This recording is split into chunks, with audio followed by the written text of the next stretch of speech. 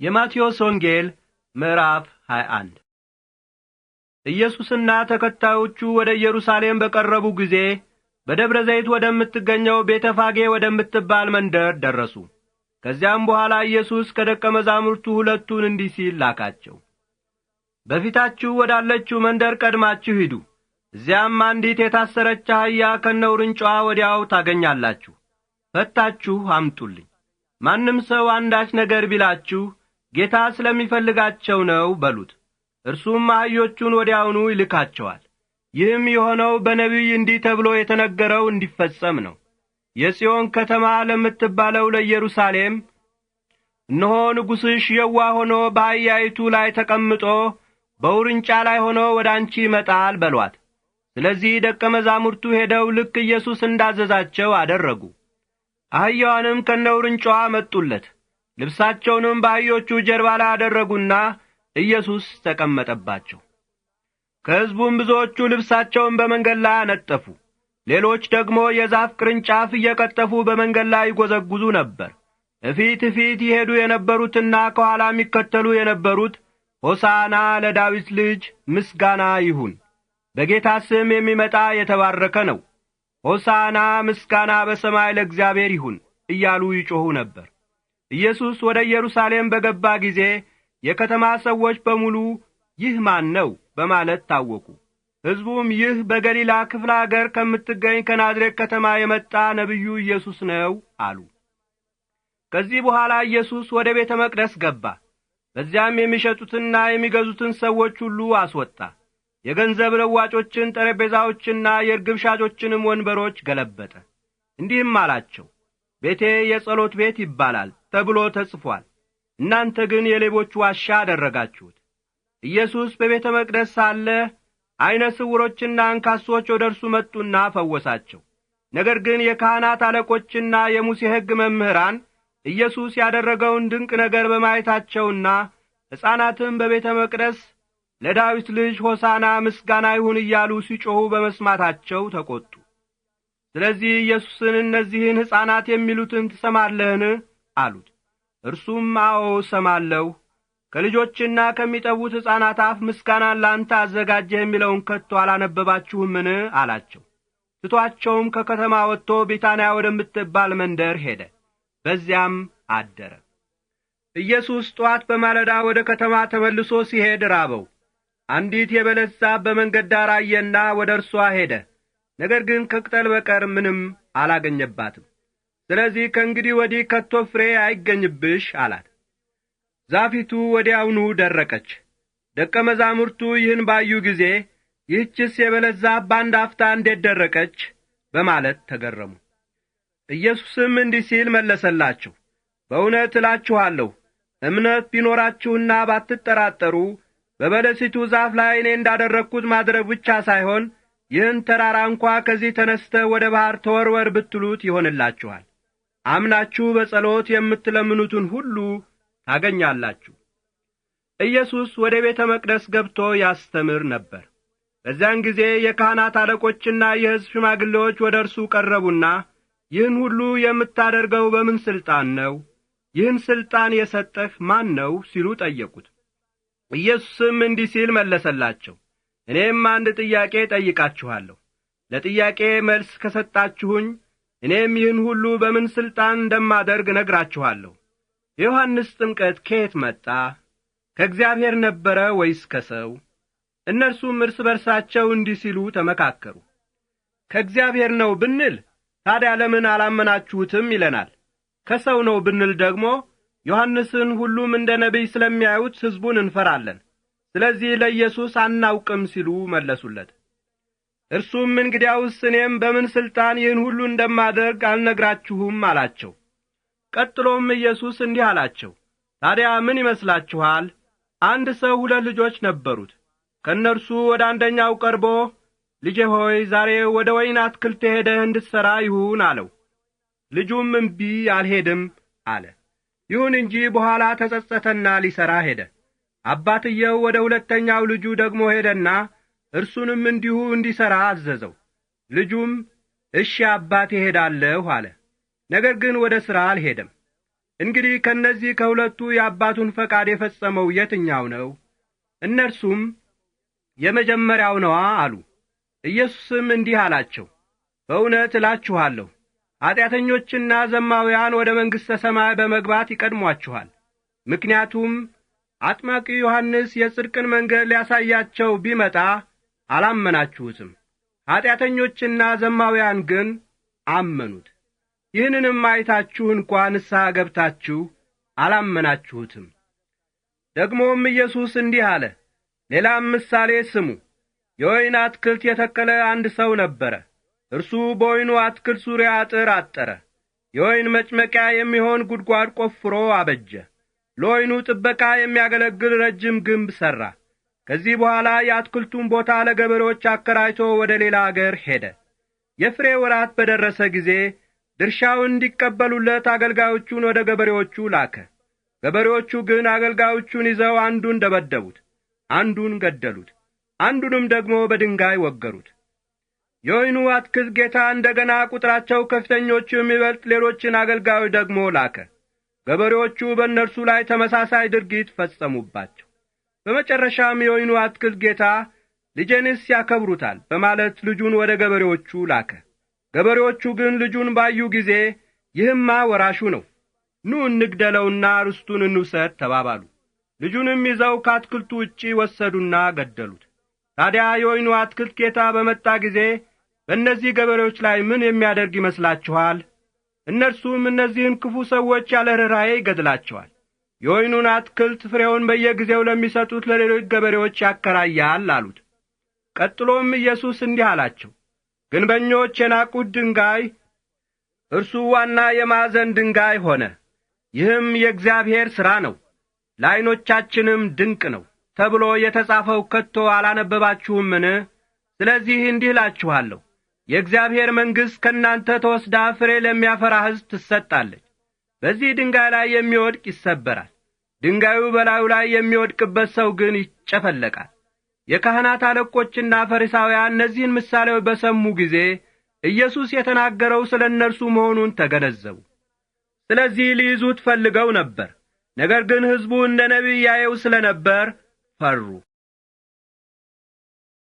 የማቴዎስ ወንጌል ምዕራፍ 22 እንደገናም ኢየሱስ በምሳሌ እንዲህ እያለ ይነግራቸው ነበር። መንግሥተ ሰማይ ለልጁ የሰርግ ግብዣ ያደረገውን ንጉሥ ትመስላለች። ንጉሡ የተጠሩትን ሰዎች ወደ ሰርጉ እንዲመጡ ለማሳሰብ አገልጋዮቹን ወደ እነርሱ ላከ። ሰዎቹ ግን ወደ ግብዣው ሊመጡ አልፈለጉም። ንጉሡ ሌሎችን አገልጋዮች እንደገና እንዲህ ሲል ላከ። ወደ ተጠሩት ሰዎች ሂዱና እነሆ የሰርግ ድግሴን አዘጋጅቻለሁ። ሰንጋዎቼና የሰቡት ፍሪዳዎቼ ታርደዋል። ሁሉም ነገር ተዘጋጅቷል። ስለዚህ ወደ ሰርጉ ግብዣ ኑ ብላችሁ ንገሯቸው። እነርሱ ግን ነገሩን ችላ ብለው አንዱ ወደ እርሻው፣ ሌላውም ወደ ንግዱ ሄደ። የቀሩትም ደግሞ አገልጋዮችን ይዘው በማዋረድ ደበደቡና ገደሏቸው። በዚህ ጊዜ ንጉሡ ተቈጣና ወታደሮቹን ልኮ እነዚያን ገዳዮች አስገደለ። ከተማቸውንም በሳት እንዲያቃጥሉ አደረገ። ከዚህ በኋላ አገልጋዮቹን እንዲህ አላቸው፣ እነሆ የሰርጉ ድግስ ተዘጋጅቷል፣ የተጠሩት ግን ለግብዣ የተገቡ አልሆኑም። ስለዚህ በየአደባባዩ ሂዱና ያገኛችሁትን ሰው ሁሉ ወደ ሰርጉ ግብዣ ጥሩ። አገልጋዮቹም በየመንገዱ ሄደው ያገኙትን ሰው ሁሉ ክፎችንም ደጎችንም ሰበሰቡ። የሰርጉንም አዳራሽ ተጋባዦች ሞሉት። ነገር ግን ንጉሡ ተጋባዦቹን ለማየት ወደ አዳራሽ በገባ ጊዜ የሰርግ ልብስ ያለበሰ አንድ ሰው በዚያ አየ። እንዲህም አለው፣ ወዳጄ ሆይ የሰርግ ልብስ ሳትለብስ እንዴት ወደዚህ ገባህ? ሰውየው ግን ዝም አለ። ንጉሡም አገልጋዮቹን እጅና እግሩን እሰሩና አውጥታችሁ በውጪ ወዳለው ጨለማ ጣሉት፣ በዚያም ልቅሶና ጥርስ ማፋጨት ይሆናል አለ። ቀጥሎም ኢየሱስ ስለዚህ የተጠሩ ብዙዎች ናቸው፣ የተመረጡ ግን ጥቂቶች ናቸው አለ። ከዚህ በኋላ ፈሪሳውያን ሄዱና እንዴት አድርገው ኢየሱስን በንግግር እንደሚያጠምዱት ተማከሩ። የእነርሱንም ደቀ መዛሙርት ከሄሮድስ ሰዎች ጋር ወደ ኢየሱስ ልከው እንዲህ ብለው እንዲጠይቁት አደረጉ። መምህር ሆይ አንተ እውነተኛ መሆንህንና የእግዚአብሔርን መንገድ በእውነት የምታስተምር መሆንህን እናውቃለን። ሰውንም በመፍራት የምታደርገው ነገር የለም። ምክንያቱም አንተ ለሰው አታደላም። በል እስቲ ንገረን፣ ምን ይመስልሃል? ለቄሳር ግብር መክፈል ተገቢ ነውን? ወይስ ተገቢ አይደለም? ኢየሱስ ግን ክፋታቸውን አውቆ እናንተ ግብዞች ስለምን ትፈትኑኛላችሁ? ለግብር የሚከፈለውን ገንዘብ እስቲ ያሳዩኝ አላቸው። እነርሱም 1 ብር አመጡለት። እርሱም በዚህ ገንዘብ ላይ የተቀረጸው መልክና የተጻፈው ስም የማን ነው ሲል ጠየቃቸው። እነርሱም የቄሳር ነው አሉት። እርሱም እንግዲያውስ የቄሳርን ለቄሳር የእግዚአብሔርንም ለእግዚአብሔር ስጡ አላቸው። እነርሱም በዚህ አነጋገሩ ተደንቀው ትተውት ሄዱ። በዚያኑ ቀን የሙታን ትንሣኤ የለም የሚሉ ሰዱቃውያን ወደ ኢየሱስ መጥተው እንዲህ ሲሉ ጠየቁት። መምህር ሆይ፣ ሙሴ አንድ ሰው ልጅ ሳይወልድ ከሚስቱ በሞት ቢለይ ወንድሙ የሟቹን ሚስት አግብቶ ለሟቹ ዘር ይተካለት ብሏል። 7 ወንድማማቾች በእኛ ዘንድ ነበሩ።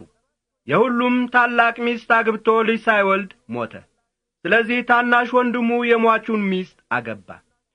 እንዲሁ 2ኛውም 3ኛውም እስከ 7ኛው ድረስ በየተራ አግብተዋት ሞቱ። ከሁሉም በኋላ ሴትየዋ ሞተች። ታዲያ 7ቱም ስላገቧት ሙታን በሚነሱበት ጊዜ ለየትኛው ሚስት ትሆናለች? ኢየሱስ ግን እንዲህ ሲል መለሰላቸው። እናንተ ቅዱሳት መጻሕፍትንና የእግዚአብሔርን ኃይል ባለማወቃችሁ ትሳሳታላችሁ።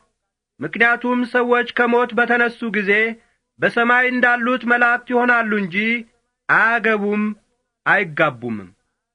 ደግሞም ስለ ሙታን መነሳት እግዚአብሔር ለእናንተ የነገራችሁን አላነበባችሁምን? እርሱም ያለው እንዲህ ነው፣ እኔ የአብርሃም አምላክ የይስሐቅ አምላክ የያዕቆብ አምላክ ነኝ። ስለዚህ እግዚአብሔር የሕያዋን አምላክ ነው እንጂ የሙታን አምላክ አይደለም።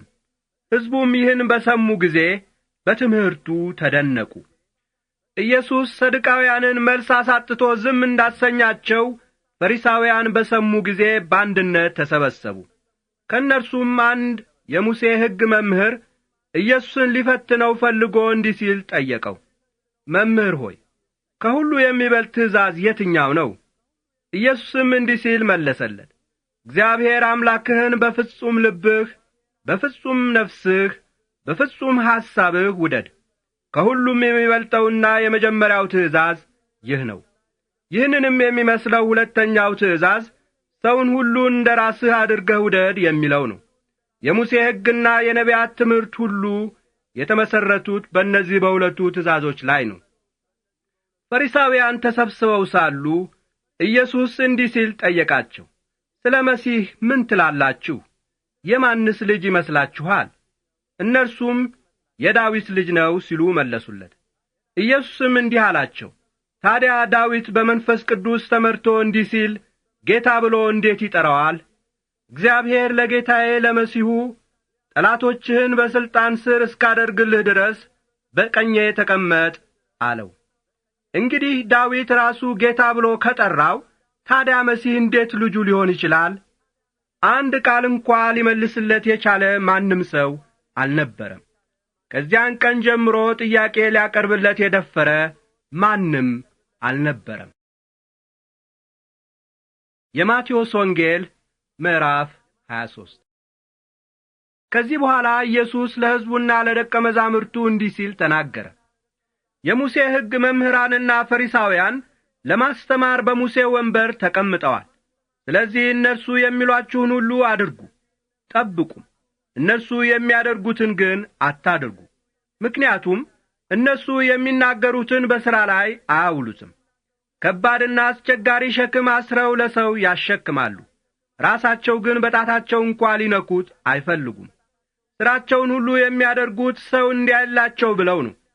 አሸንክታባቸውን ያሰፋሉ፣ የልብሳቸውን ዘርፍ ያስረዝማሉ። በግብዣ ላይ የከበሬታ ቦታን፣ በምኵራብም የመጀመሪያን ስፍራ መያዝ ይወዳሉ። በየአደባባዩ ሰው ሁሉ እጅ እንዲነሳቸውና መምህር ሆይ ብለው እንዲጠራቸው ይፈልጋሉ። እናንተ ግን መምህራችሁ አንድ ብቻ ስለሆነና ሁላችሁም ወንድማማች ስለሆናችሁ መምህር ተብላችሁ አትጠሩ። ደግሞም በሰማይ ያለው አባታችሁ አንድ ብቻ ስለሆነ በምድር ላይ ማንንም አባት ብላችሁ አትጥሩ። ሊቃችሁ መሲሁ ብቻ ስለሆነ ሊቃውንት ተብላችሁ አትጠሩ። ከእናንተ መካከል የበላይ ሹም የሆነው የእናንተ አገልጋይ ይሁን። ራሱን ከፍ የሚያደርግ ይዋረዳል፣ ራሱን ዝቅ የሚያደርግ ከፍ ይላል። ሰው ወደ መንግሥተ ሰማይ እንዳይገባ በሩን የምትዘጉ እናንተ ግብዞች፣ የሙሴ ሕግ መምህራንና ፈሪሳውያን ወዮላችሁ! እናንተ ራሳችሁ አትገቡበትም፣ መግባት የሚፈልጉትንም እንዳይገቡ ትከለክላላችሁ። ለታይታ በምታቀርቡት ረጅም ጸሎት እያመካኛችሁ የመበለቶችን ቤት የምትበዘብዙ እናንተ ግብዞች፣ የሙሴ ሕግ መምህራንና ፈሪሳውያን ወዮላችሁ! ስለዚህ እናንተ የባሰ ፍርድ ይደርስባችኋል። እናንተ ግብዞች፣ የሙሴ ሕግ መምህራንና ፈሪሳውያን ወዮላችሁ! አንድን ሰው ወደ ሃይማኖታችሁ ለማስገባት በባሕርና በየብስ ትዞራላችሁ። ባስገባችሁትም ጊዜ ከእናንተ በሁለት እጥፍ ይብስ ለገሃነም የተዘጋጀ ታደርጉታላችሁ። እናንተ የታወራችሁ መሪዎች ወዮላችሁ! ሰው በቤተ መቅደስ ቢምል ምንም አይደለም ትላላችሁ፣ በቤተ መቅደስ ወርቅ ቢምል ግን በመሐላው ይያዛል ትላላችሁ። እናንተ ሞኞችና ዕውሮች! ከወርቁና ወርቁን ከሚቀድሰው ቤተ መቅደስ የቱ ይበልጣል? እንዲሁም ሰው በመሠዊያው ቢምል ምንም አይደለም ትላላችሁ፣ በመሠዊያው ላይ ባለው መባ ቢምል ግን በመሐላው ይያዛል ትላላችሁ። እናንተ ዕውሮች! ከመባውና መባውን ከሚቀድሰው መሠዊያ የቱ ይበልጣል? ስለዚህ በመሠዊያው የሚምል በመሠዊያውና በመሠዊያው ላይ ባለው ነገር ሁሉ ይምላል። በቤተ መቅደስም የሚምል በቤተ መቅደሱና በቤተ መቅደሱ ውስጥ በሚኖረው ይምላል። በሰማይ የሚምልም በእግዚአብሔር ዙፋንና በዙፋኑ ላይ በሚቀመጠው ይምላል። እናንተ ግብዞች፣ የሙሴ ሕግ መምህራንና ፈሪሳውያን ወዮላችሁ! ከአዝሙድ፣ ከእንስላል፣ ከከሙን አስራት ትሰጣላችሁ፣ ነገር ግን በሕግ ውስጥ የሚገኙትን ዋና ነገሮች ትተዋላችሁ። እነርሱም ፍርድ፣ ምሕረትና ታማኝነት ናቸው። ያንን ሳትተዉ ይህንን ማድረግ ይገባችሁ ነበር። እናንተ የታወራችሁ መሪዎች! ከምትጠጡት ሁሉ እንደ ትንኝ ትንሽ የሆነችውን ነገር አውጥታችሁ ትጥላላችሁ፣ እንደ ግመል ትልቅ የሆነውን ግን ትውጣላችሁ። እናንት ግብዞች፣ የሙሴ ሕግ መምህራንና ፈሪሳውያን ወዮላችሁ! ብርጭቆውንና ሳህኑን ከውጭ በኩል ታጠራላችሁ፣ ውስጡ ግን ቅሚያና ስስት የሞላበት ነው። አንተ ዕውር ፈሪሳዊ! አስቀድመህ ብርጭቆውንና ሳህኑን ከውስጥ በኩል አጥራ፣ በዚያን ጊዜ በውጭ በኩል ንጹሕ ይሆናል። እናንት ግብዞች፣ የሙሴ ሕግ መምህራንና ፈሪሳውያን ወዮላችሁ! በውስጣቸው በሞቱ ሰዎች አጥንትና በርኩስ ነገር ሁሉ የተሞሉ በውጭ ግን በኖራ ተለስነው የሚያምሩ የመቃብር ግንቦችን ትመስላላችሁ። እንዲሁም እናንተ በውጭ ለሰው ጻድቃን መስላችሁ ትታያላችሁ፣ በውስጣችሁ ግን ግብዝነትና ክፋት ሞልቶባችኋል። እናንተ ግብዞች፣ የሙሴ ሕግ መምህራንና ፈሪሳውያን ወዮላችሁ! የነቢያትን መቃብር ትገነባላችሁ፣ የጻድቃንንም ሐውልት ታስጌጣላችሁ። እናንተ በአባቶቻችን ዘመን ተገኝተን ብንሆን ኖሮ የነቢያትን ደም በማፍሰስ ከእነርሱ ጋር ባልተባበርንም ነበር ትላላችሁ። እንግዲህ ነቢያትን ለገደሉ ሰዎች ልጆቻቸው መሆናችሁን ራሳችሁ ትመሰክራላችሁ። ታዲያ አባቶቻችሁ የጀመሩትን ሥራ እናንተም መፈጸም ነዋ። እናንተ እባቦች፣ የእባብ ልጆች! እናንተ ከገሃነም ቅጣት ማምለጥ እንዴት ትችላላችሁ? ስለዚህ እነሆ እኔ ነቢያትን፣ ጥበበኞችን፣ መምህራንን ወደ እናንተ እልካለሁ። ከእነርሱ አንዳንዶችን ትገድላላችሁ፣ አንዳንዶቹን ትሰቅላላችሁ፣ አንዳንዶቹንም በምኵራባችሁ ትገርፋላችሁ፣ ከከተማም ወደ ከተማም ታሳድዷቸዋላችሁ።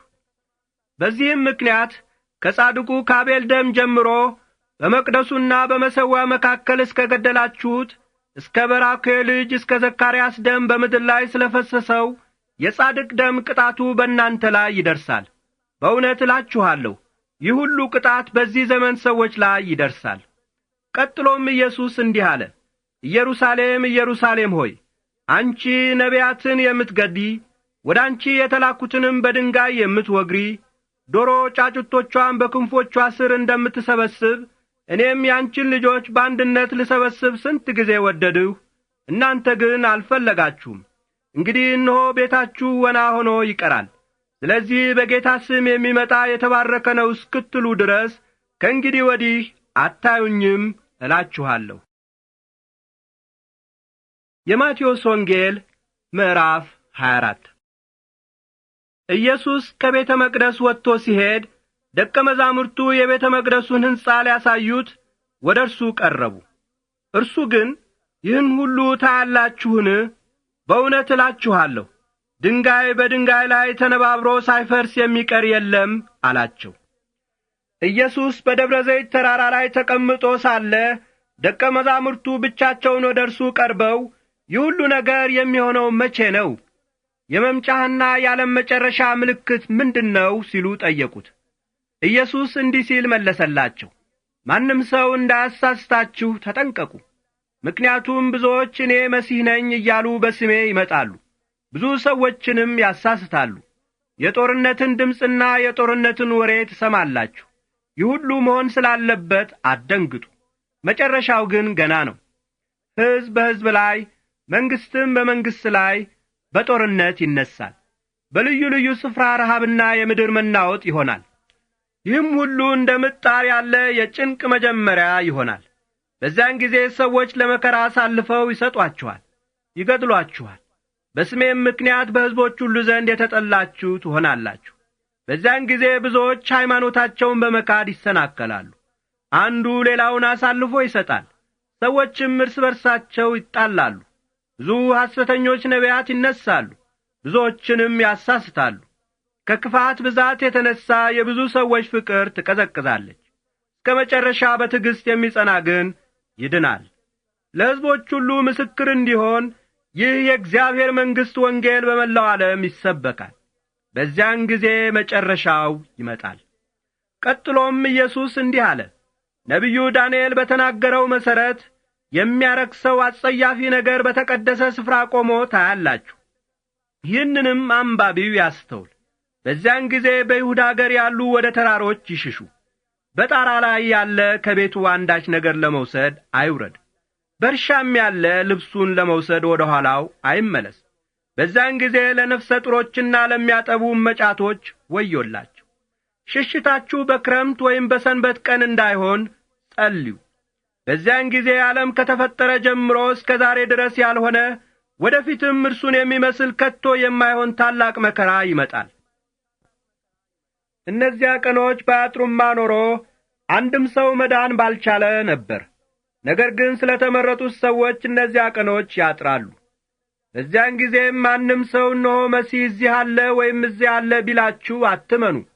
ምክንያቱም ሐሰተኞች መሲሖችና ሐሰተኞች ነቢያት ይነሳሉ። እነርሱ ቢቻላቸውስ የእግዚአብሔርን ምርጦች እንኳ ለማሳሳት ታላላቅ ታምራትንና ድንቅ ነገሮችን ያሳያሉ። እንግዲህ ይህን ሁሉ አስቀድሜ ነግሬያችኋለሁ። ስለዚህ እነሆ በበረሃ አለ ቢሏችሁ አትሂዱ፣ እነሆ በስውር ቦታ አለ ቢሏችሁ አትመኑ።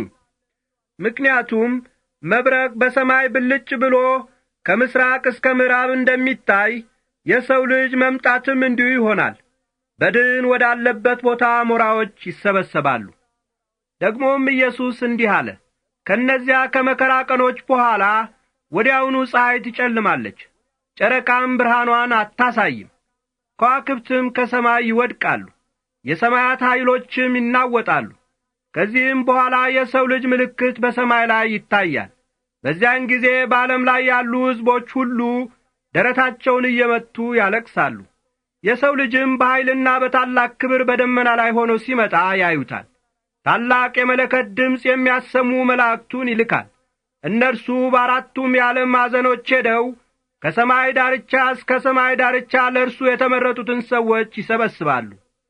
ቀጥሎም ኢየሱስ እንዲህ አለ፣ የበለስ ዛፍ ምሳሌ ትምህርት ይሁናችሁ። ቅርንጫፎቿ ሲያቈጠቁጡና ቅጠሎቿም ሲለመልሙ ያን ጊዜ ጸዳይ መቅረቡን ታውቃላችሁ። እንዲሁም እናንተ ይህን ሁሉ ስታዩ የሰው ልጅ የሚመጣበት ጊዜ እንደ ቀረበ ወቁ። በእውነት እላችኋለሁ ይህ ሁሉ እስኪፈጸም ድረስ ይህ ትውልድ አያልፍም። ሰማይና ምድር ያልፋሉ፣ ቃሌ ግን ለዘላለም ይኖራል።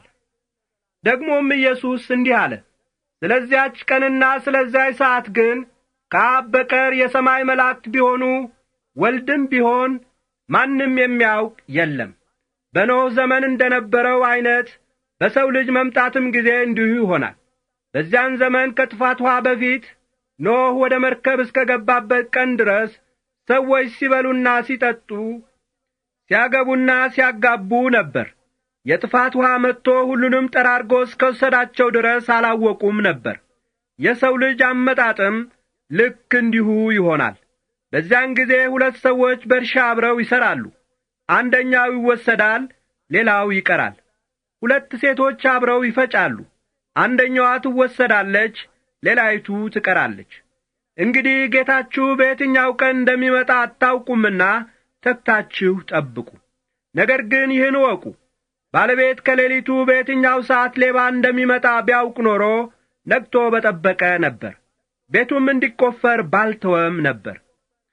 እንዲሁም የሰው ልጅ በማታስቡት ሰዓት ስለሚመጣ ተዘጋጅታችሁ ኑሩ። ለቤተሰቦቹ ምግባቸውን በጊዜው እንዲሰጣቸው ጌታ በቤተሰቦቹ ላይ የሚሾመው ታማኝና ብልህ አገልጋይ ማን ነው? ጌታው በመጣ ጊዜ እንዲህ ሲያደርግ የሚያገኘው ያ አገልጋይ የተመሰገነ ነው። በእውነት እላችኋለሁ ያን አገልጋይ ጌታው በንብረቱ ሁሉ ላይ ይሾመዋል። ያ ክፉ አገልጋይ ግን ጌታዬ አሁን አይመጣም፣ ይዘገያል ብሎ ቢያስብና የሥራ ጓደኞቹንም መደብደብ ቢጀምር ከሰካራሞችም ጋር ቢበላና ቢጠጣ የዚያ አገልጋይ ጌታ ባልጠበቀው ቀንና ባላወቀው ሰዓት ይመጣል። ያንን አገልጋይ ጌታው በብርቱ ይቀጣዋል፣ ዕጣ ክፍሉንም ከግብዞች ጋር ያደርግበታል። በዚያም ለቅሶና ጥርስ ማፋጨት ይሆናል። የማቴዎስ ወንጌል ምዕራፍ 25። ቀጥሎም ኢየሱስ እንዲህ አለ። በዚያን ጊዜ መንግሥተ ሰማይ የመግባት ሁኔታ መብራታቸውን ይዘው ሙሽራ ለመቀበል የወጡ የ10 ልጃገረዶች ታሪክ ይመስላል። ከእነርሱ 5ቱ ሞኞች፣ 5ቱ ብልሆች ነበሩ። ሞኞቹ ልጃገረዶች መብራታቸውን ይዘው ለመብራቱ የሚሆን ትርፍ ዘይት አልያዙም ነበር። ብልሆቹ ልጃገረዶች ግን ከመብራታቸው ጋር ትርፍ ዘይት በዕቃ ይዘው ነበር። ሙሽራው በመዘግየቱ ሁሉም በእንቅልፍ ተሸንፈው ተኙ። እኩለ ሌሊት ሲሆን ግን እነሆ ሙሽራው መጣ፣ ውጡና ተቀበሉት የሚል ሁካታ ተሰማ። በዚያን ጊዜ ልጃገረዶቹ ሁሉ ተነሱና መብራታቸውን አዘጋጁ። ሞኞቹ ልጃገረዶች ብልሆቹን መብራታችን መጥፋቱ ስለሆነ እባካችሁ ከዘይታችሁ ስጡን አሏቸው። ብልሆቹ ልጃገረዶች ግን ለእኛና ለእናንተ የሚበቃ ዘይት የለንም፣ ይልቅስ ወደ ሱቅ ሂዱና ለእናንተ የሚሆን ዘይት ግዙ ሲሉ መለሱላቸው። ሞኞቹ ልጃገረዶች ዘይት ለመግዛት በሄዱበት ወቅት ሙሽራው መጣ። ተዘጋጅተው የነበሩት ልጃገረዶች ከሙሽራው ጋር ወደ ሰርጉ ግብዣ አዳራሽ ገቡ። በሩም ተዘጋ። በኋላም የቀሩት ልጃገረዶች መጡና ጌታ ሆይ እባክህ ክፈትልን አሉት። እርሱ ግን በእውነት እላችኋለሁ እኔ አላውቃችሁም ሲል መለሰላቸው። ስለዚህ ቀኑንና ሰዓቱን ስለማታውቁ ተግታችሁ ጠብቁ። ደግሞም ኢየሱስ እንዲህ አለ። በዚያን ጊዜ ወደ መንግሥተ ሰማይ የመግባት ሁኔታ እንዲህ ይሆናል። ወደ ሌላ አገር የሚሄድ አንድ ሰው አገልጋዮቹን ጠርቶ ንብረቱን አስረከባቸው። ለእያንዳንዱ እንደ ችሎታው በማካፈል ለአንዱ 5,000 ብር፣ ለአንዱ 2,000 ብር፣ ለአንዱ ደግሞ 1,000 ብር ሰጠና ወደ ሌላ አገር ሄደ። 5,000 ብር የተቀበለው ወዲያውኑ ሄዶ ነገደበትና ሌላ 5,000 ብር አተረፈ። 2,000 ብር የተቀበለውም እንዲሁ ነግዶ ሌላ 2,000 ብር አተረፈ። 1,000 ብር የተቀበለው ግን ሄደና መሬት ቆፍሮ የጌታውን ገንዘብ ቀበረ። ከብዙ ጊዜ በኋላ የእነዚህ አገልጋዮች ጌታ መጣና ከአገልጋዮቹ ጋር መተሳሰብ ጀመረ። 5,000 ብር የተቀበለው አገልጋይ ወደ ጌታው መጣና ሌላም 5,000 ብር አቅርቦ ጌታ ሆይ 5,000 ብር ሰጥተኸኝ ነበር፣ እነሆ ሌላ 5,000 ብር አትርፌአለሁ አለ።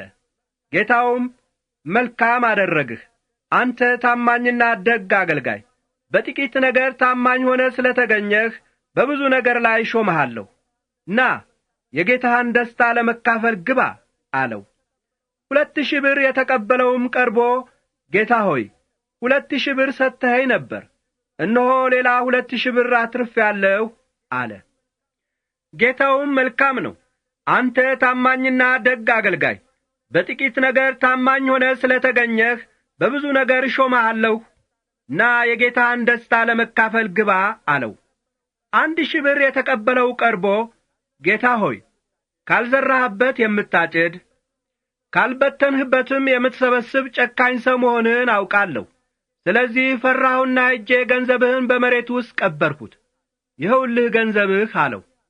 ጌታው ግን እንዲህ አለው፣ አንተ ክፉና ሰነፍ አገልጋይ፣ ካልዘራሁበት እንደማጭድ ካልበተንሁበት እንደምሰበስብ የምታውቅ ከሆነ ገንዘቤን በባንክ ማስቀመጥ ነበረብህ። እኔም በመጣሁ ጊዜ ገንዘቤን ከነወለዱ ወስድ ነበር። በሉ ገንዘቡን ተቀበሉና 10,000 ብር ላለው ስጡት። ምክንያቱም ላለው ሰው ይጨመርለታል ይበዛለታልም፣ ከሌለው ሰው ግን ያው ያለውም እንኳ ይወሰድበታል። ይህን የማይረባ አገልጋይ ግን በውጪ ወዳለው ጨለማ አውጥታችሁ ጣሉት። በዚያ ለቅሶና ጥርስ ማፋጨት ይሆናል። ቀጥሎም ኢየሱስ እንዲህ አለ፣ የሰው ልጅ በመላእክቱ ሁሉ ታጅቦ በክብር ሲመጣ በክብር ዙፋኑ ላይ ይቀመጣል። ሕዝቦች ሁሉ በፊቱ ይሰበሰባሉ። እረኞች በጎችን ከፍየሎች እንደሚለይ እርሱም ሕዝቦችን ይለያል። በጎቹን በቀኙ ፍየሎቹን በግራው ያቆማቸዋል። በዚያን ጊዜ ንጉሡ በቀኙ በኩል ያሉትን እንዲህ ይላቸዋል፣ እናንተ አባቴ ባረካችሁ ኑ፣ ዓለም ሲፈጠር ጀምሮ የተዘጋጀላችሁን መንግሥት ውረሱ። ምክንያቱም ተርቤ አብልታችሁኛል፣ ተጠምቼ አጠጥታችሁኛል፣ እንግዳ ሆኜ ተቀብላችሁኛል፣ ታርዤ አልብሳችሁኛል፣ ታምሜ ጠይቃችሁኛል፣ ታስሬ ጐብኝታችሁኛል። በዛን ጊዜ ጻድቃን እንዲህ ሲሉ ይመልሱለታል፣ ጌታ ሆይ መቼ ተርበህ አየንህና አበላንህ? መቼ ተጠምተህ አየንህና አጠጣንህ? መቼ እንግዳ ሆነህ አየንህና ተቀበልንህ? መቼ ታርዘህ አየንህና ለበስንህ? መቼ ታመህ ወይም ታስረህ አየንህና ጠየቅንህ?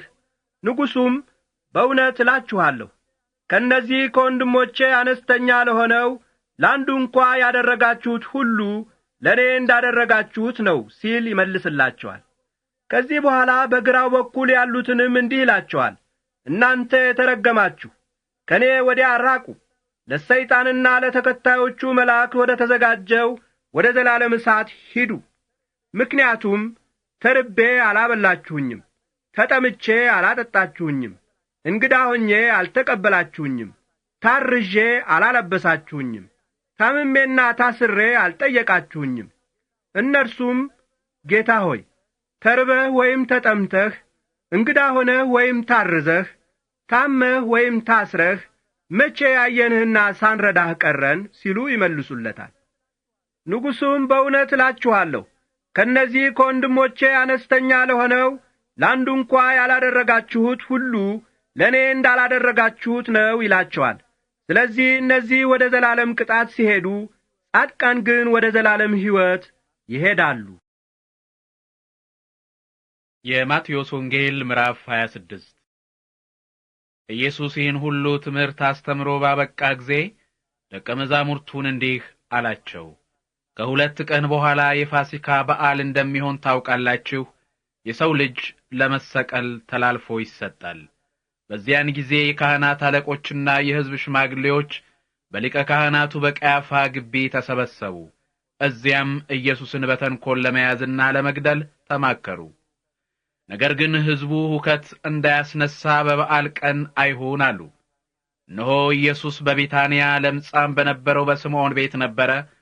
ኢየሱስ በማዕድ ተቀምጦ ሳለ አንዲት ሴት ዋጋው እጅግ ውድ የሆነ ሽቶ የሞላበት የአልባስጥሮስ ብልቃጥ ይዛ ወደ እርሱ ቀረበች። ሽቶውንም በራሱ ላይ አፈሰሰች። ደቀ መዛሙርቱ ይህን አይተው ተቈጡና እንዲህ አሉ፣ ይህ ሽቶ በከንቱ ባከነ። ሽቶው እኮ በውድ ዋጋ ተሽጦ ገንዘቡ ለድሆች ይሆን ነበር። ኢየሱስም ይህን ማለታቸውን አውቆ እንዲህ አላቸው፣ ይህችን ሴት ለምን ታስቸግሯታላችሁ? እርሷ ለእኔ መልካም ነገር አድርጋለች። ድሆች ሁልጊዜ ከእናንተ ጋር ናቸው፣ እኔ ግን ሁልጊዜ ከእናንተ ጋር እዚህ አልገኝም። እርሷ ይህን ሽቶ በእኔ ላይ ማፍሰሷ እኔን ለቀብር ለማዘጋጀት ነው።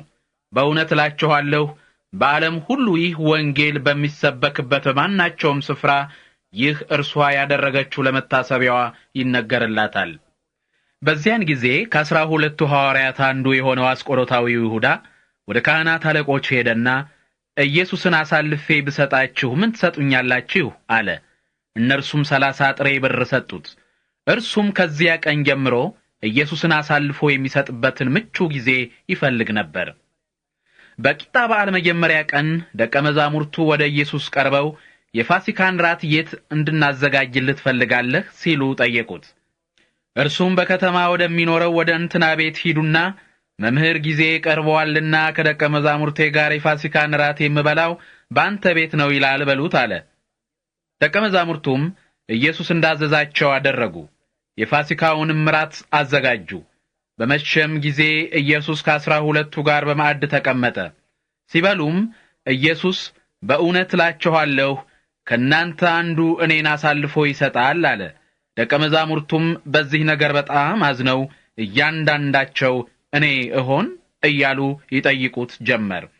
ኢየሱስም እንዲህ ሲል መለሰላቸው፣ እኔን አሳልፎ የሚሰጥ ከእኔ ጋር በሳህኑ ውስጥ የሚያጠቅሰው ነው። የሰው ልጅ ስለ እርሱ በተጻፈው መሠረት ይሞታል።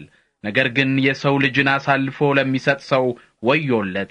ያ ሰው ባልተወለደ ይሻለው ነበር። አሳልፎ የሚሰጠው ይሁዳም መምህር ሆይ እኔ ይሆንን አለ። ኢየሱስም አንተ እንዳልከው ነው አለው። እራት ሲበሉም ኢየሱስ ኅብስት አንስቶ የምስጋና ጸሎት አደረገ።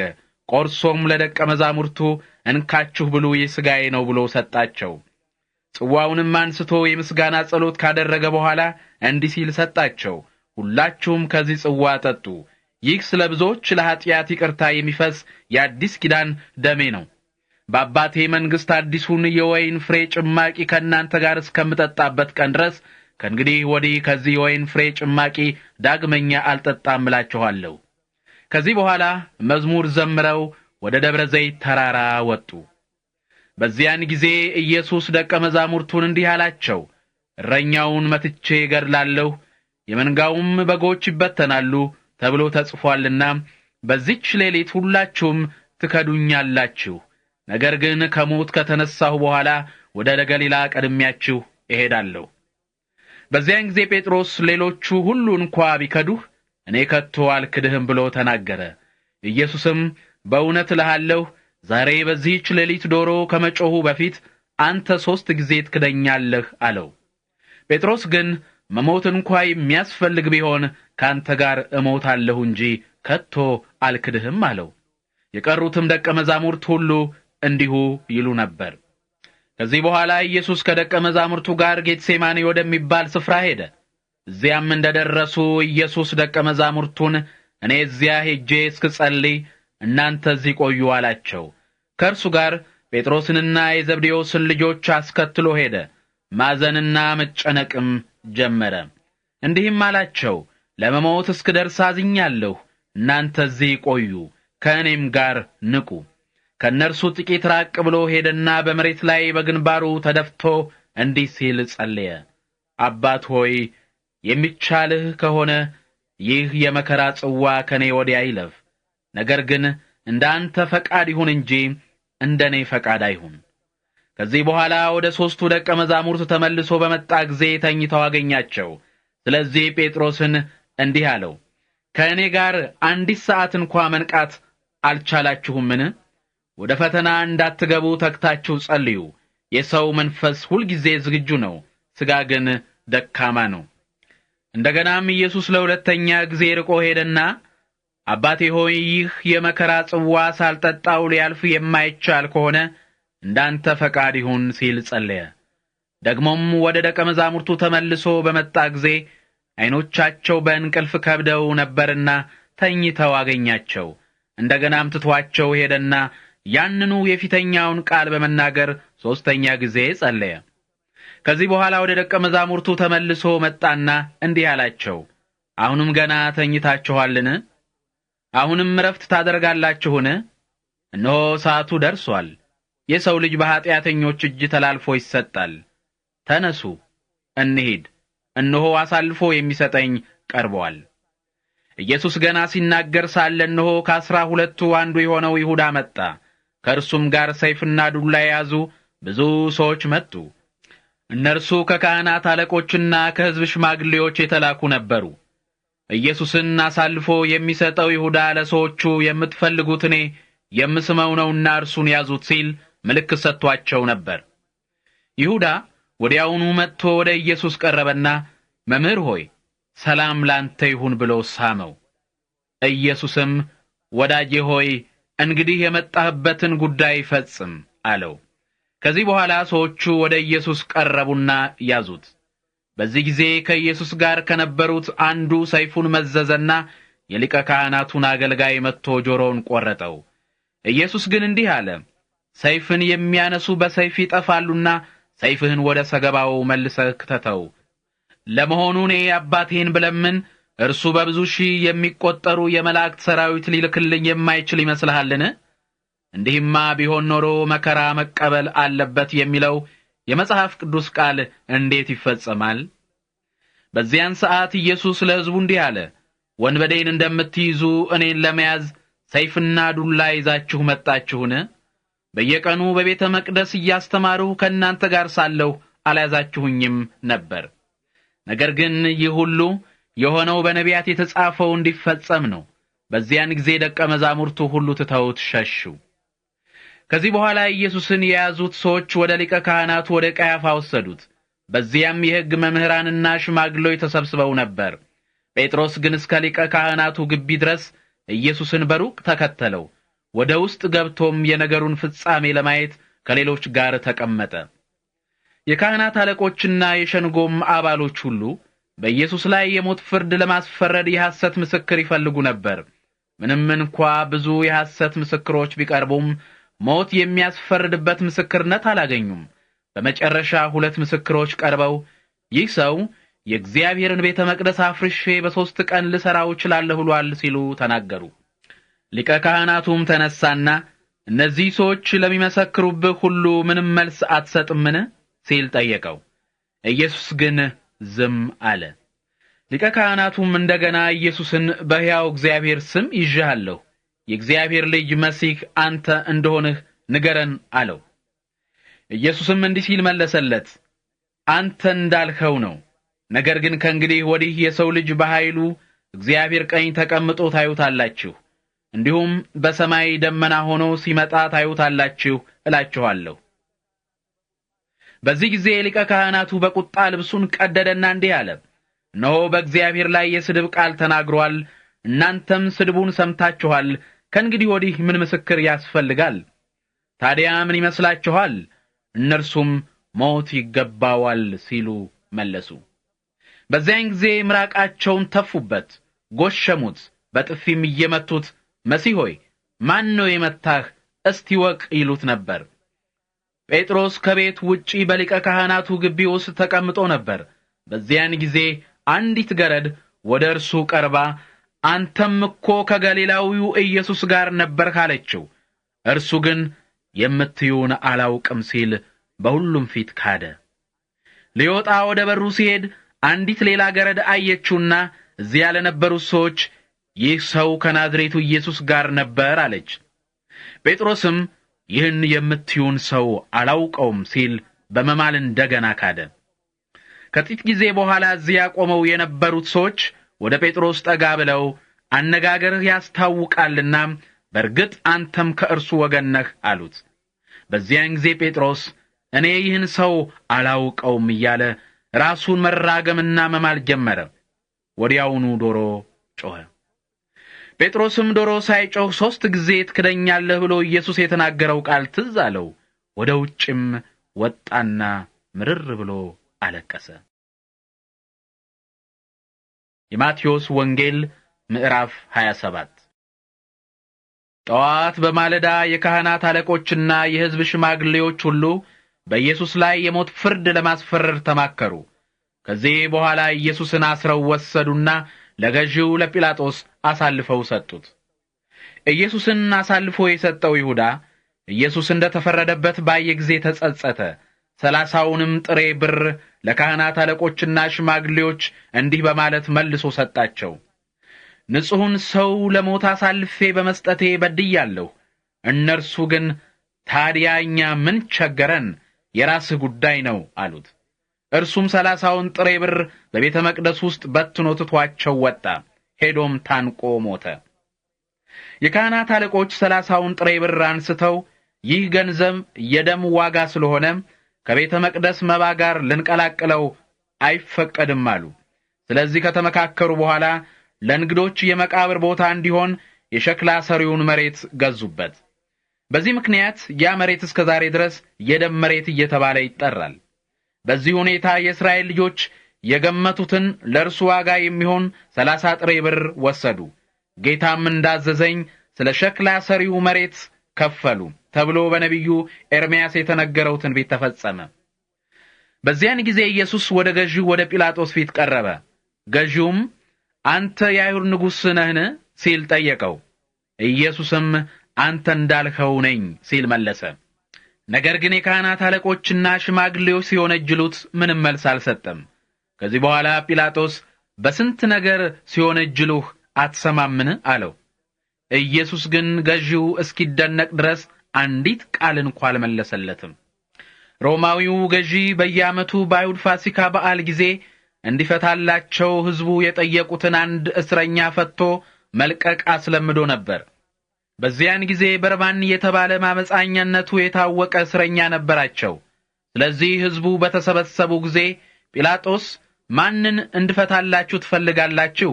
በርባንን ነውን ወይስ መሲህ የተባለውን ኢየሱስን ሲል ጠየቃቸው። ይህንን ያለበት ምክንያት ኢየሱስን በቅንዓት አሳልፈው እንደሰጡት ያውቅ ስለነበር ነው። ጲላጦስ በፍርድ ወንበር ተቀምጦ ሳለ ሚስቱ በእርሱ ምክንያት ዛሬ ሌሊት በሕልም ብዙ ተሰቃይቻለሁና በዚያ በንጹሕ ሰው ላይ ምንም እንዳታደርግ ስትል ላከችበት። በዚያን ጊዜ የካህናት አለቆችና ሽማግሌዎች በርባን ይለቀቅ፣ ኢየሱስ ይገደል ብለው እንዲጠይቁ ሕዝቡን አግባቡ። ገዢውም ከሁለቱ የትኛውን እንድፈታላችሁ ትፈልጋላችሁ ሲል ሕዝቡን እንደገና ጠየቀ። እነርሱም በርባንን እንድትፈታልን እንፈልጋለን ሲሉ መለሱ። ጲላጦስም ታዲያ መሲህ የተባለውን ኢየሱስን ምን ላድርገው አላቸው። ሁሉም ይሰቀል ሲሉ መለሱ። ገዢውም እርሱ ያደረገው በደል ምንድነው አላቸው። እነርሱ ግን ይሰቀል እያሉ አብዝተው ጮኹ። ስለዚህ ጲላጦስ ይህ ነገር ሁከት እንደሚያስነሳ እንጂ ሌላ ምንም እንደማይጠቅም ባየ ጊዜ ውሃ አስመጥቶ እኔ ለዚህ ሰው ሞት ኃላፊ አይደለሁም፣ እናንተ እንደፈለጋችሁ አድርጉ ብሎ በሕዝቡ ፊት እጁን ታጠበ። ሕዝቡም ሁሉ በእርሱ ሞት ምክንያት የሚመጣው ቅጣት በእኛና በልጆቻችን ላይ ይሆናሉ። በዚያን ጊዜ ጲላጦስ በርባንን ፈትቶ ለቀቀላቸው። ኢየሱስን ግን ካስገረፈው በኋላ እንዲሰቀል አሳልፎ ሰጣቸው። በዚያን ጊዜ የገዢው ወታደሮች ወደ ገዢው ግቢ ወሰዱት። ወታደሮቹንም ሁሉ በኢየሱስ ዙሪያ ሰበሰቡ። ልብሱንም ገፈው ቀይ ልብስ አለበሱት። የሾህ አክሊልም ጎንጉኖ በራሱ ላይ ደፉበት። በቀኝ እጁም መቃ አስያዙት። በፊቱም እየተንበረከኩ የአይሁድ ንጉሥ ሆይ ሰላም ላንተ ይሁን እያሉ ያፌዙበት ነበር። ምራቃቸውንም ይተፉበት ነበር። መቃውንም ከእጁ ወስደው ራሱን በመቃው ይመቱት ነበር። ካፌዙበት በኋላ ቀዩን ልብስ አውልቀው የራሱን ልብስ አለበሱት። ሊሰቅሉትም ወሰዱት። ከገዢው ግቢ ሲወጡ ሳሉ ስምዖን የተባለውን የቄሬና አገር ሰው አገኙና የኢየሱስን መስቀል እንዲሸከም አስገደዱት። ከዚህ በኋላ ቀራንዮ ወይም የራስ ቅል እየተባለ ወደሚጠራው ስፍራ ወደ ጎልጎታ ደረሱ። በዚያም ከሐሞት ጋር የተቀላቀለ የወይን ጠጅ እንዲጠጣ ለኢየሱስ አቀረቡለት። እርሱ ግን ቀመስ አድርጎ ሊጠጣው አልፈለገም። ኢየሱስን ከሰቀሉት በኋላ ልብሱን ዕጣ ተጣጥለው ተካፈሉ። በዚያም ተቀምጠው ይጠብቁት ነበር። ወንጀሉንም የሚያመለክት ይህ የአይሁድ ንጉሥ ኢየሱስ ነው የሚል ጽሑፍ በኢየሱስ ራስጌ በመስቀል ላይ አኖሩ። በዚያን ጊዜ ሁለት ወንበዴዎች አንዱ በቀኝ አንዱ በግራ ከኢየሱስ ጋር ተሰቀሉ። ባጠገቡ ያልፉ የነበሩትም ሰዎች በንቀት ራሳቸውን እየነቀነቁ አንተ ቤተ መቅደስን የምታፈርስና በ3 ቀን የምትሰራው እስቲ ራስህን አድን፣ የእግዚአብሔር ልጅ ከሆንህ እስቲ ከመስቀል ውረድ በማለት ያላግጡበት ነበር። በዚሁ አይነት የካህናት አለቆች ከሙሴ ሕግ መምህራንና ከሽማግሌዎች ጋር እንዲህ እያሉ ያፌዙበት ነበር። ሌሎችን አዳነ፣ ራሱን ግን ማዳን አይችልም። እርሱ የእስራኤል ንጉሥ ከሆነ እስቲ አሁን ከመስቀል ይውረድ፣ እኛም እንመንበት። እርሱ በእግዚአብሔር ታምኗል፣ የእግዚአብሔር ልጅ ነኝ ብሏል። ስለዚህ እግዚአብሔር የሚወደው ከሆነ እስቲ አሁን ያድነው። እንዲሁም ከእርሱ ጋር የተሰቀሉት ወንበዴዎች ይሰድቡት ነበር። ከ6 ሰዓት ጀምሮ እስከ 9 ሰዓት ድረስ በምድር ሁሉ ጨለማ ሆነ። 9 ሰዓት ሲሆን ኢየሱስ ኤሎሄ ኤሎሄ ላማ ሰበቅታኒ ሲል በታላቅ ድምፅ ጮኸ። ትርጓሜውም አምላኬ አምላኬ ለምን ተውኸኝ ማለት ነው። በዚያም ቆመው ከነበሩት ሰዎች አንዳንዶቹ ይህስ ኤልያስን ይጠራል አሉ። በዚያን ጊዜ ከእነርሱ አንዱ ስፖንጅ አምጥቶ ሆምጣጤ ሞላበት፣ በመቃ ላይ አድርጎም ኢየሱስ እንዲጠጣ አቀረበለት። ሌሎችም ቆይ እስቲ ኤልያስ መጥቶ ያድነው እንደሆነ እንይ አሉ። ኢየሱስ እንደገና በታላቅ ድምፅ ጮኸና ሞተ። በዚያን ጊዜ ቤተ መቅደስ መጋረጃ ከላይ እስከ ታች ተቀዶ ከሁለት ተከፈለ። ምድርም ተናወጠች፣ አለቶችም ተሰነጠቁ። መቃብሮችም ተከፍተው ሞተው ከነበሩት ብዙ ቅዱሳን ሰዎች ከሞት ተነሱ። ከመቃብርም ወጡና ኢየሱስ ከሞት ከተነሳ በኋላ ወደ ቅድስት ከተማ ወደ ኢየሩሳሌም ገቡ። በዚያም ለብዙ ሰዎች ታዩ። የመቶ አለቃውና ከእርሱም ጋር ኢየሱስን ይጠብቁ የነበሩት የምድርን መናወጥና ሌላውንም ነገር ባዩ ጊዜ እጅግ ፈርተው በእውነት ይህ የእግዚአብሔር ልጅ ነበረ አሉ። በሩቅ ሆነው የሚመለከቱት ብዙ ሴቶችም በዚያ ነበሩ። እነርሱ ከገሊላ ጀምረው ኢየሱስን እያገለገሉ ይከተሉት የነበሩ ናቸው። ከእነርሱም መካከል መግደላዊት ማርያም፣ ያዕቆብና የዮሴፍ እናት ማርያም፣ የዘብዴዎስ ልጆች እናት ይገኙባቸው ነበር። በመሸ ጊዜ የአርማትያስ ሰው የሆነ ዮሴፍ የሚባል አንድ ሀብታም ሰው ወደዚያ መጣ። እርሱም የኢየሱስ ደቀ መዝሙር ነበረ። ይህ ሰው ወደ ጲላጦስ ሄደና የኢየሱስን አስክሬን ለመነ። ጲላጦስም አስክሬኑ እንዲሰጠው አዘዘ። ስለዚህ ዮሴፍ አስክሬኑን አውርዶ በንጹሕ ጨርቅ ከፈነው፣ ከዓለት ተወቅሮ በተዘጋጀው በራሱ አዲስ መቃብር ውስጥ ቀበረው። ከዚህ በኋላ ትልቅ ድንጋይ አንከባሎ የመቃብሩን በር ዘጋና ሄደ። መግደላዊት ማርያምና ሌላይቱ ማርያም እዚያ በመቃብሩ ፊት ለፊት ተቀምጠው ነበር። በማግስቱ ቅዳሜ የካህናት አለቆችና ፈሪሳውያን በአንድነት ወደ ጲላጦስ ሄዱና እንዲህ አሉት፣ ጌታ ሆይ ያ አሳሳች ገና በሕይወቱ ሳለ ከ3 ቀን በኋላ ከሞት እነሳለሁ ያለው ትዝ አለን። ስለዚህ ደቀ መዛሙርቱ ሄደው እንዳይሰርቁትና ለሕዝቡም እነሆ ከሞት ተነስቷል እንዳይሉ መቃብሩ እስከ 3 ቀን ድረስ እንዲጠበቅ እዘዝ፣ አለበለዚያ የመጨረሻው ማሳሳት ከመጀመሪያው ይልቅ የባሰ ይሆናል። ጲላጦስም እነሆ ጠባቂዎች አሉላችሁ፣ ሂዱና በምትፈልጉት አይነት አስጠብቁ አላቸው።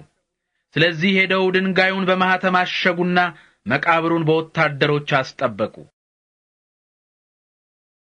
የማቴዎስ ወንጌል ምዕራፍ 28። ሰንበት ካለፈ በኋላ እሁድ ጠዋት በማለዳ መግደላዊት ማርያምና ሌላይቱ ማርያም መቃብሩን ለማየት ሄዱ። እነሆ በድንገት ታላቅ የምድር መናወጥ ሆነ።